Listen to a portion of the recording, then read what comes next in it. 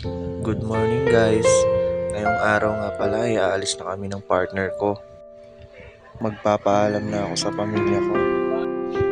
Lalong lalo na dito sa batang makulit. Mamimiss ko yung kakulitan nito. Malungkot mang isipin, pero kailangan kong tiisin para sa pamilya ko.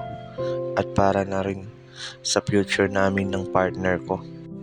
At eto na nga, nasa terminal na kami.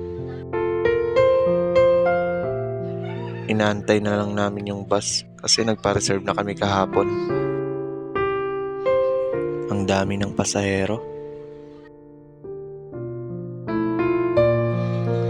Mahigit 1 oras na kami nag-aantay. Wala pa rin yung bus. Ang tagal. Ang dami pala naming dala.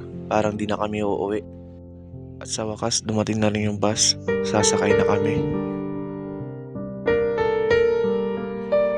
Nasa alin na pala kami guys. Sasakay na kami ng barko. Ewan ko lang kung hindi malunod yung barko sa dami naming dala. Charot! Medyo matagal-tagal na rin bago ako ulit makasakay ng barko.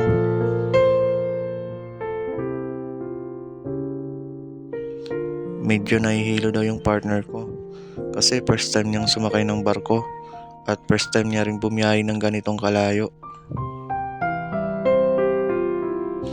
Hanggang dito na lang muna guys. Mahaba-haba pa yung biyahe namin. Magpapahinga muna kami at matutulog. Salamat!